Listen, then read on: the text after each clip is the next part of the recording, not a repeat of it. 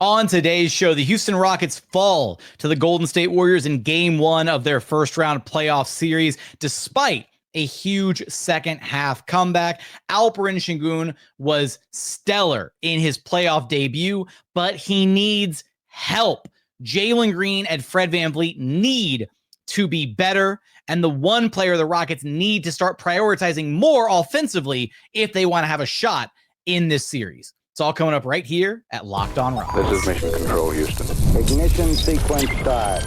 6, 5, 4, 3, 2, 1.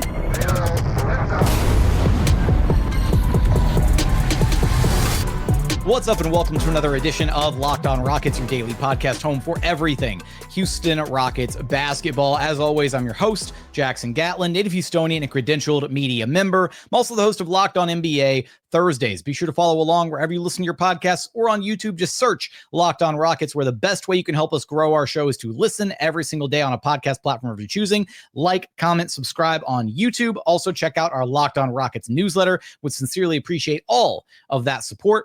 Now, today's episode is brought to you by FanDuel. Right now, new customers can get $250 in bonus bets when your first $5 bet wins. Just go to FanDuel.com to check it out.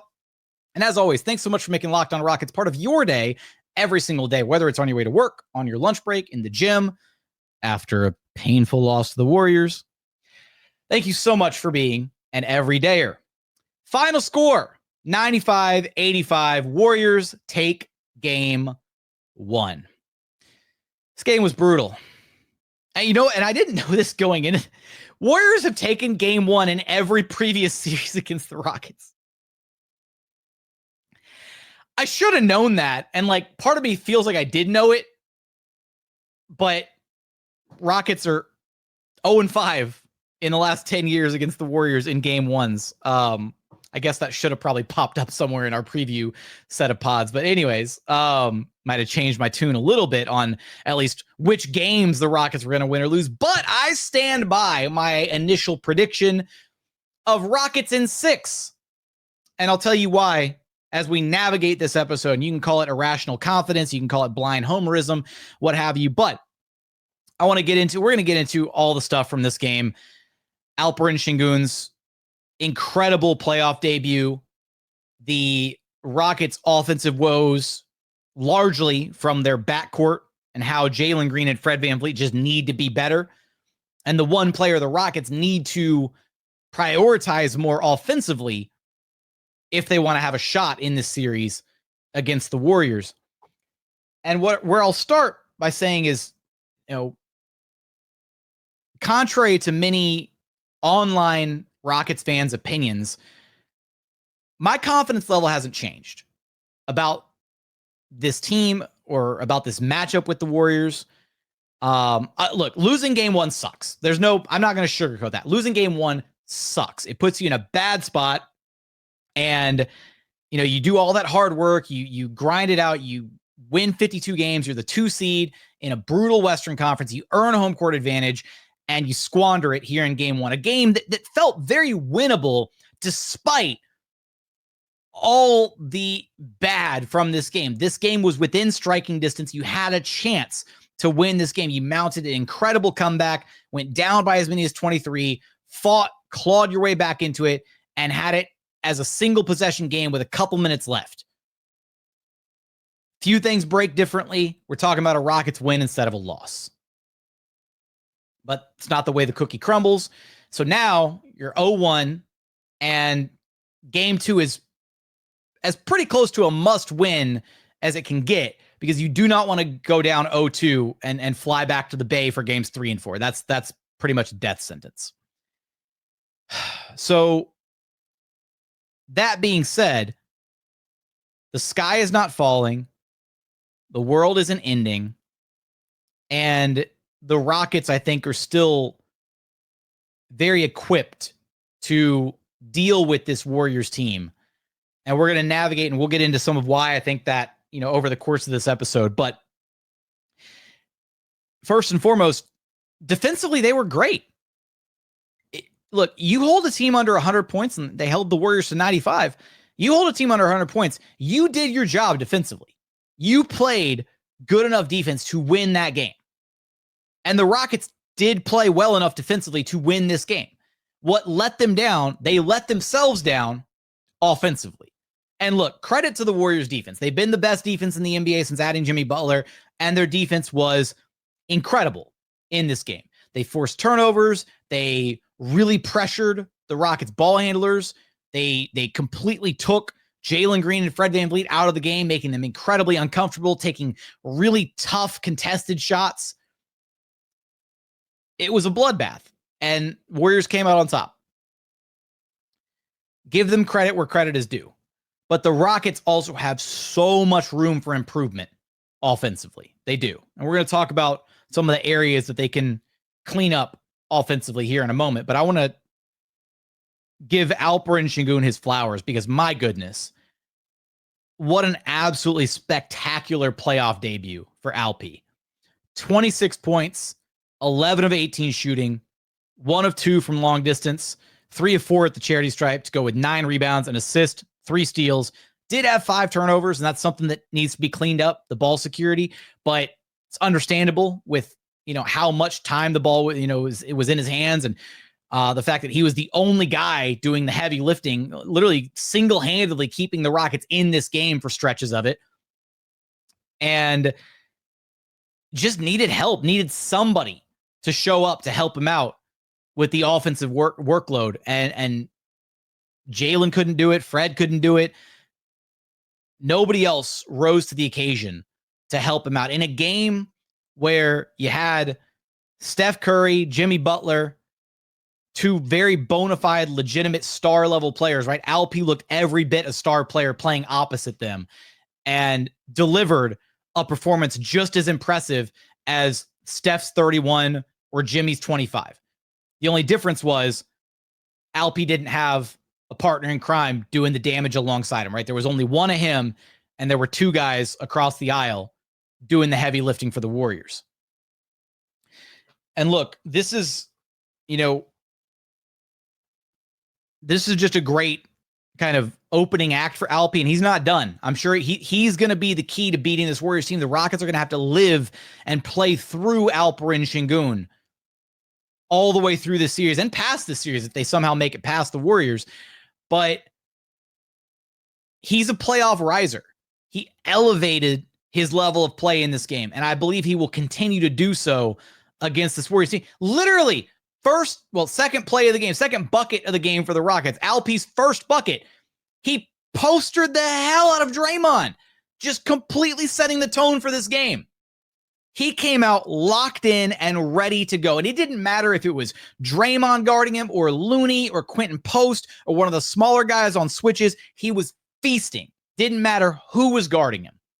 And in large part because that was the Warriors' game plan. They elected to guard Sengun in single coverage for the most part. It's kind of boxes and elbows. They had guys, digging and, lunging for the ball and stuff, but they never really sent hard doubles towards Alp. And he made him pay for it. He absolutely did. He cooked them all game long. And that's what you want out of your star player. You want to see them be able to deliver in the biggest moments, and Sengun delivered for this Rockets team. It unfortunately wasn't enough here in game 1, but he showed up, and honestly, the best defense on Alperen Sengun, unfortunately, in this game was his own teammates icing him out of the offense. And it's not the first time we've seen this, but Sengun was dominant in this game, getting pretty much whatever he wanted, whenever he wanted, against whoever he wanted. And yet, in the fourth quarter, Sengun played 9.5 minutes and only had 1 shot attempt. Compare that to Fred VanVleet, who was 1 for 5, took 5 shot attempts. Jalen Green, who was also 1 for 5 shot attempts. That flat out cannot happen. You cannot lose sight of who your best player is and who your go-to option is at the end of a game. And because of how this Rockets team is built, and their mantra all season, sometimes you, sometimes me, always us, sometimes they get away from that. And sometimes they're not focused on who actually has the hot hand, who has been the guy delivering for them all game long. And that guy was Alperen Sengun, and they went away from him in the fourth quarter. So to mount that massive comeback, to cut the deficit from 23 all the way down to a single possession game late in the fourth, and to have so many wasted offensive possessions where Sengun didn't even touch the basketball, wasn't even involved as a screener in some of these sets, is flat out unacceptable. And that I hope that is something that Ime Udoka goes back and looks at on film and tells the guys what in the hell Alp needs to touch the ball every trip down in some capacity, because that's the best case scenario for the Rockets offensively, especially in the half court against this Warriors defense. Coming up, want to talk about the struggles elsewhere for this Rockets offense, in particular, the backcourt of Fred VanVleet and Jalen Green, how they need to be better, as well as the one piece offensively for this Rockets team that they need to focus on more to have a shot against this Warriors team. We're going to get there in just one moment. First, today's episode is brought to you by DoorDash. NBA fans, you know what time it is. Playoff season means big performances and even bigger rewards. DoorDash is bringing the heat with a slam dunk deal for Dash Pass members during the 2025 NBA playoffs. It's called They Swoosh, You Score. Anytime a player drops 50 or more points in a playoff game, Dash Pass members score a free 3-piece crispy tenders combo from Wingstop the very next day. Just place an order of $20 or more. Use the code WINGSTOP50 at checkout, and that combo is yours. Crispy, delicious, and totally free. Offer valid noon until midnight the day after the game. Terms apply. What's your go-to move after an epic game? Are you ordering wings and reliving the highlights? Imagine being rewarded with free food just because someone went off for 50. So here's the play. Sign up for Dash Pass to unlock this and more exclusive deals all season long. When any player scores 50 plus in a playoff game, Dash Pass members can grab a free 3-piece crispy tenders combo from Wingstop the very next day with a $20 or more order and code WINGSTOP50. That's Dash Pass, your door to more savings, more flavor, and more ways to win. Terms apply. And continuing on here at Locked On Rockets, your daily podcast home for everything Houston Rockets basketball. I want to talk about the backcourt of Fred and Jalen here in a minute, but I want to very quickly highlight the offensive struggles for this Rockets team, despite everything that went wrong in this game, despite the horrid shooting nights from Jalen and Fred and the struggles offensively, really kind of across the board. Amen struggled offensively. Dillon struggled offensively. Tari struggled offensively. Really, unless your name was Sengun, Jabari, or Steven Adams, like everybody else struggled offensively in this game. But the backcourt was a bigger issue than everybody else just on sheer volume. Talk about them in a minute. But the second quarter is what really killed the Rockets. They turned the ball over way too much. They only put up 13 points. Only 2 Rockets scored in that quarter. Alperen Sengun was a perfect 4-4 in the second quarter. 8 points. Dillon Brooks, 5 points. Hit a 3, had another bucket in there somewhere. That's it. Those are the only points the Rockets put on the board in the second quarter because they just couldn't stop turning the ball over. And then obviously other guys just flat out missing shots. But ball security is a big thing against this Warriors team. You cannot turn the ball over. And unfortunately, the Warriors were able to capitalize in a big way off of those turnovers. Rockets finished the night with 17 turnovers to the tune of 25 Warriors points. Now, the good news is they also forced 14 turnovers, and they scored 23 points off of those 14 Warriors turnovers. So it was almost a wash in that category. But when your offense is that bad, when the margin for error is that razor thin, you cannot gift the other team easy points in transition. And the Rockets did that way too often with these live ball turnovers where the Warriors were able to get out and run and capitalize in transition. And that wasn't the only area. Rockets were 11 of 20 at the free throw line. So 9 missed free throws in a game that was, a 1 possession game with only a couple minutes left to play. That could have been the deciding factor. The 3-point shooting, 6 of 29 overall. just 20.7%. This is a bad three-point shooting team, bad shooting team overall, but that is like ungodly bad from three. And the worst of all was the backcourt. A combined, Jalen and Fred, a combined 7 for 34 shooting in this game, which I hate to have to do this to you Rockets fans, but that means they missed 27 shots. 27. I hate that number. I hate the number 27 with every bone in my body. I could live the rest of my life without ever having to see the number 27 again, and I'd be happy. I'd be a happier man for it. But here we are. 27 missed shots between Jalen and Fred. Look, the fact of the matter is they both have to be better. Let's start with Jalen. 7 points, 3 of 15 shooting, 0 of 4 from downtown, 1 of 2 at the free throw line, 8 rebounds. He was rebounding. I'll give Jalen that. He was rebounding. He was fighting hard defensively. 2 assists, 1 turnover. Jalen needs to play with confidence. And he played scared in this game. He did. Flat out played scared. I went back and rewatched, because I'm a sicko and because I hate myself apparently. I rewatched the game after getting home late at night and counted up all the different possessions where the Rockets were hunting Steph Curry, because that happened a lot in this game. And we'll discuss that, and we'll have a couple more pods out before the next game with Madman and the Podfather Ben Dubose. But there were multiple sequences, multiple possessions in this game where Jalen Green got the switch onto Steph Curry that he wanted. That on paper is supposed to be an advantageous matchup for Jalen Green, as Steph Curry is the weakest link defensively for the Warriors. And he never did anything with it. He couldn't punish Steph defensively. Couldn't do it.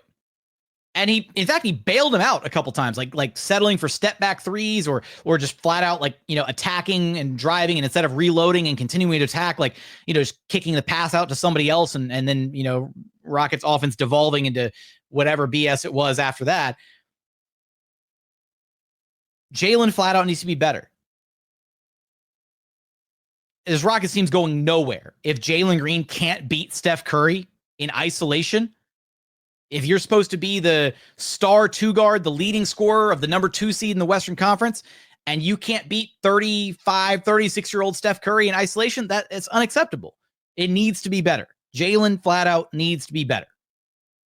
Needs to be more aggressive, but he also has to balance that aggression. And that's the problem, is it felt like he was incredibly passive at points and kind of letting the Warriors off the hook at points in this game. And then there were points where he dialed up the aggression to 11, but it was like he reverted to the Jalen of 2 years ago, where it's 0 to 100 with no thought as to what the defense is actually doing, not reading how the defense is actually guarding him. He would just turn the jets on and get into the paint, and suddenly he's got 2 or 3 defenders all collapsing around him. And this was a physical game. The refs weren't calling much either way. And so, yeah, Jalen was getting into the paint. And yeah, he might have been getting bumped and knocked around. And, in a regular season game, maybe those are foul calls and he's getting to the free throw line. But clearly the refs weren't whistling those in this game. And it kept happening. He kept driving and playing in a crowd. And Ime talked about it post-game. It's just, that's not good offense. And by driving and getting up a shot in a crowd like that, even though it goes down as a shot attempt, that's just as bad as a live ball turnover, because that's what ignites the Warriors on their fast break, where they outscored the Rockets 16-4 in transition because they got stops and they got out and ran because the Rockets offense was so bad. They were just gift wrapping the Warriors opportunities to get out and run and play in transition, which is exactly what they want. Can't happen. Jalen has to be better. Flat out has to be better. He got his first taste of playoffs basketball. You got game 1 out of the way. That excuse is out the door now. Never played a playoff game before. Look, and everybody, I asked Alp after the game, what the emotions were like, how the team was feeling. He was like, you know what? I can say that we were all probably a little nervous, but We settled in, and look, the nerves are gone. You got game one out of the way. We need to see a bounce back from Jalen Green in game two in a big way, or the narrative around Jalen Green is going to get real ugly really quick if he puts up another bad performance in game two against this Warriors team. And for Fred VanVleet, 10 points, 4 of 19 shooting, 2 of 13 from downtown, had a rebound, 7 dimes, 1 steal, 2 turnovers. He was spoon-feeding Sengun for a majority of his assists. And he was playing some hard-nosed defense. Again, I give the Rockets a lot of credit defensively. They had a lot of good defensive moments throughout the course of this game. But there is no way that Fred has any business leading the team in shot attempts, especially in a game where Alperen Sengun was as effective as he was.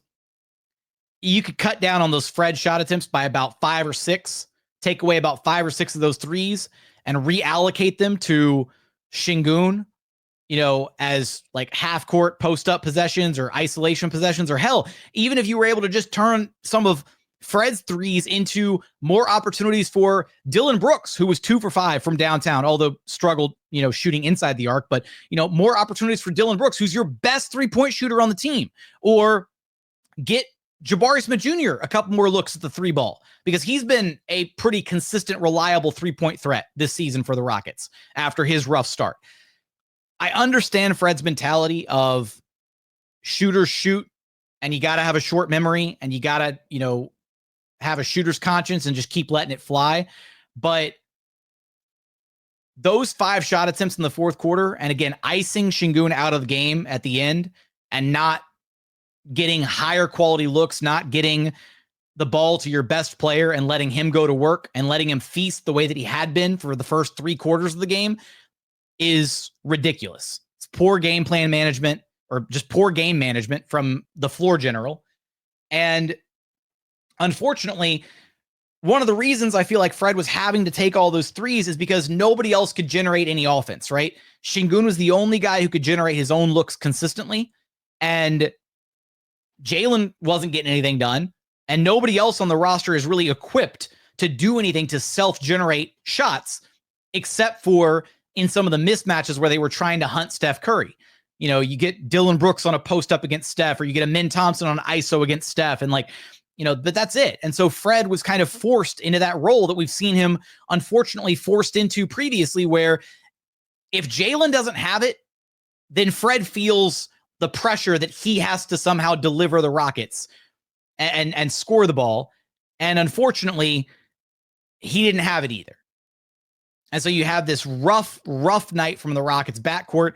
And look, it's damn near impossible to win a game when your backcourt goes 7 of 34.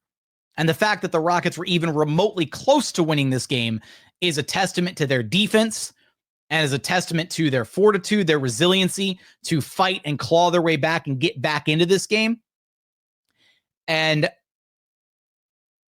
I don't think it's going to be this bad again.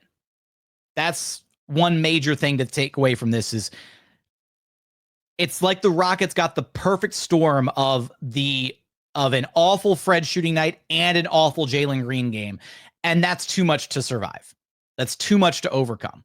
You can hang with one of those guys having a bad game, but both of those guys having bad games and on the volume that they had them on, right? It's one thing if you have a bad game and you're 3 for 8, 3 for 10, whatever, but Jalen with 15 shot attempts, Fred with 19 shot attempts, it's just too much. Like, the Rockets wasted so many possessions, so many empty trips, because those guys couldn't convert at all. And so the easy fix here is just shoot better. Might be that simple. Could be redistributing some of those shots across the board, getting Alp more involved late in the fourth quarter. There are a lot of fixes to the Rockets' offensive woes in this game. But I want to talk about the biggest potential fix here in just a moment, the player that the Rockets need to get more involved offensively over the rest of this series.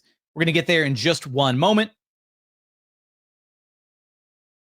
First, today's episode is brought to you by FanDuel. The NBA playoffs are here, and FanDuel is giving new customers an incredible way to get in on the action. Right now, when you join FanDuel and place your first $5 bet, you'll get $250 in bonus bets if your bet wins. Look, FanDuel makes betting so easy, whether you're picking your favorite team, going for the Rockets, game 2 comeback, right? Or diving into player props from three-pointers to steals to assists. FanDuel has so many different ways to bet your favorite player props. Plus, after the game tips off, you can even combine live prop bets into a same-game parlay for a chance to win big. So don't miss out. Head on over to FanDuel.com and claim your $250 in bonus bets today. And final segment here at Locked On Rockets, your daily podcast home for everything Houston Rockets basketball. All right. The guy that the Rockets need to do more with offensively in this series is none other than Jabari Smith Jr. And I don't think this is a sweeping overreaction to a one-game sample size here. Jabari was perfect in this game. 11 points, 3 of 3 from the floor, was 4 of 4 at the free throw line, hit his one and only three-pointer to go along with 6 boards, a steal, and a block. He did have 4 turnovers. And a couple of those came in that second quarter where the Rockets had a bunch of turnovers. And unfortunately, Rockets let the Warriors defense kind of speed them up. And all the players talked about this. Ime talked about it after the game. The Rockets spacing was all over the place in this one. They had, different half court sets where everybody was lined up on one side and there was nobody on the weak side and got, just basically making it even easier for the Warriors defense to collapse and swarm and swat at the ball and force turnovers. And, playing in a crowd like that is just a recipe for disaster. And that's exactly what happened for the Rockets for chunks of this game offensively. But Jabari has the gifts and the skills to really dominate this matchup against the Warriors offensively, especially when he's lined up out there with mismatches across the board. The Warriors don't have anybody that can reliably guard Jabari Smith Jr., especially in the lineups where he's out there with the jumbo lineup with Sengun and Adams, because then they're having to guard him with smaller players that Jabari can absolutely play over the top of with his shooting. And it very much feels like with the way that the Warriors play, with how badly they want to pack the paint, when Jabari was out there, things flowed a little bit better offensively for the Rockets because they have to actually treat Jabari like a shooter rather than sagging off of him. They didn't really want to leave Jabari open at the three-point line. And so that's the scouting report that the Warriors have on Jabari is don't leave him open.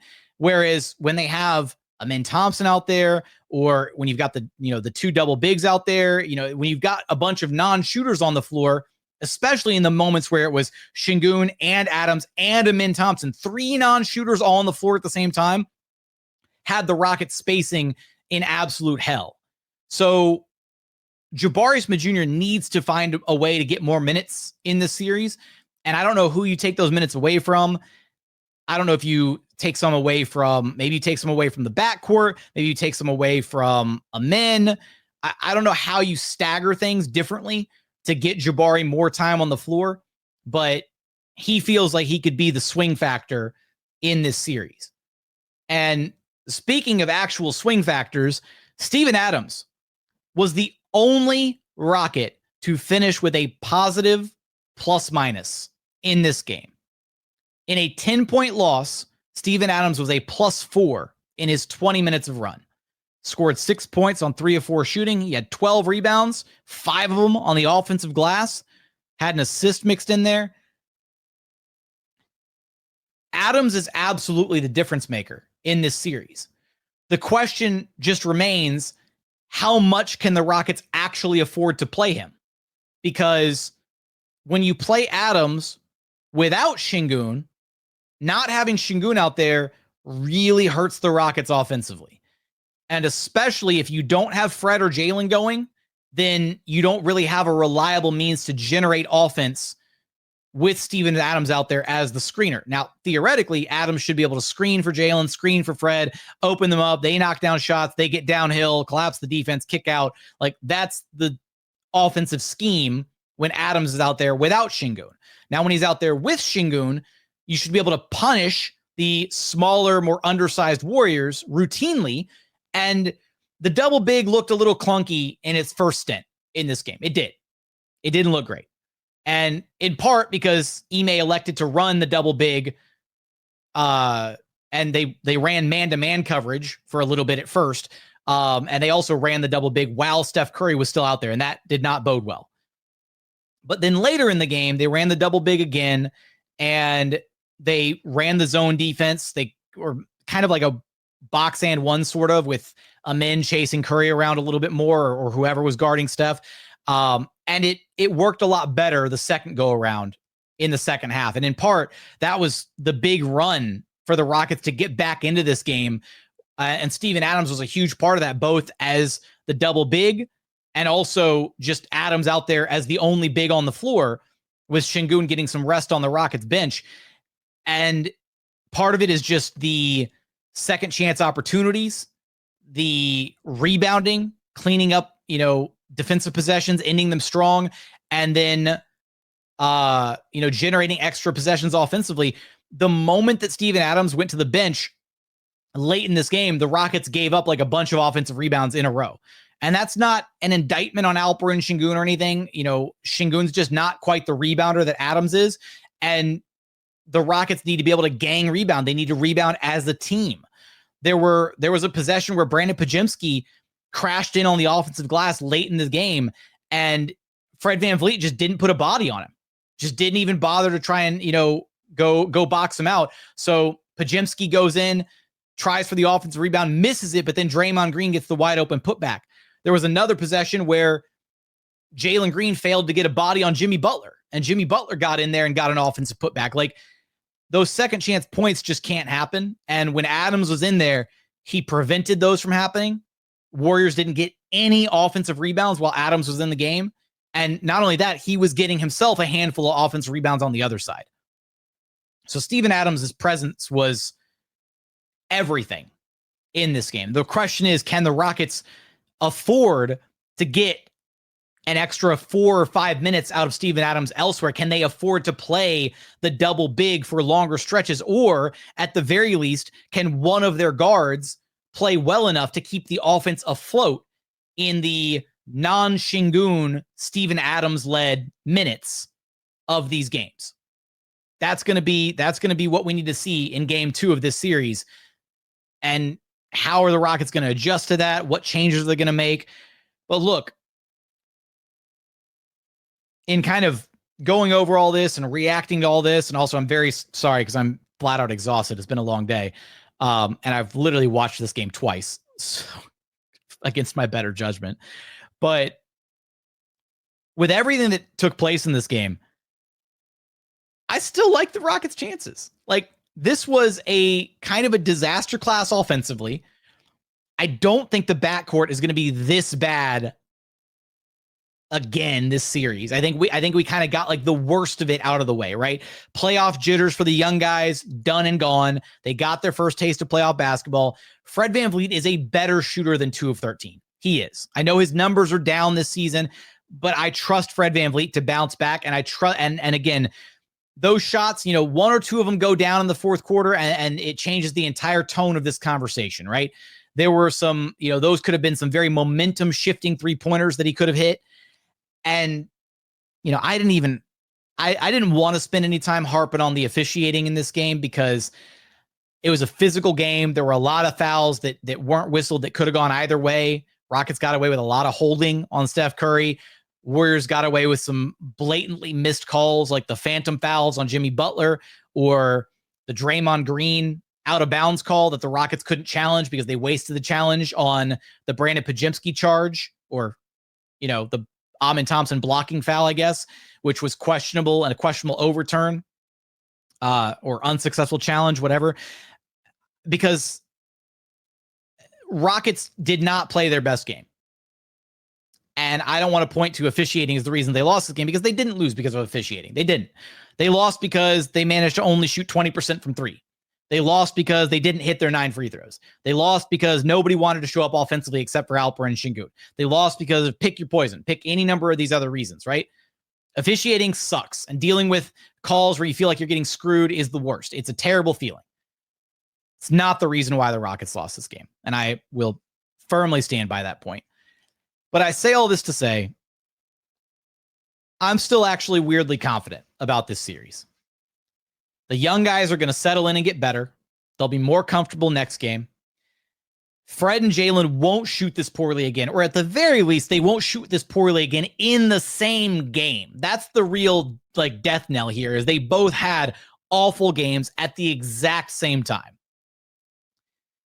You have even a passable game from Fred VanVleet or a passable Jalen Green game, then we're talking about a Rockets win. And maybe that's really simple reductive analysis or whatever, but that's genuinely how I feel. And so many of the other guys can clean up their acts too, right? Dillon Brooks has been the Rockets' best, most lethal shooter this season, and he only shot 3 of 9, right? Dillon Brooks could stand to get a lot more shot attempts and be a much bigger force offensively. You factor in Alperen Sengun getting more touches in the fourth quarter, the Rockets scaling some certain things back, cutting back on the turnovers, right? Cleaning up certain things. This game was not that far out of reach. In fact, it was right there within striking distance, and it took a really strong pair of games from Steph Curry and Jimmy Butler. Can Steph and Jimmy deliver 3 more games identical to this? Are we not bound for a game where Jimmy Butler has an off shooting night or Steph Curry has an off shooting night? I don't know. I just think that Rockets are actually still in a pretty decent spot this series. I think they'll bounce back in game 2 and go out to the Bay 1-1. And all you got to do is take one out there. And then, series will be tied up 2-2 going into game 5 back on your home turf. Again, rough losing game 1 and rough losing it the way that you lost it, with so many opportunities, so many missed chances late in the game, not quite being able to get over the hump after cutting it to a single possession game.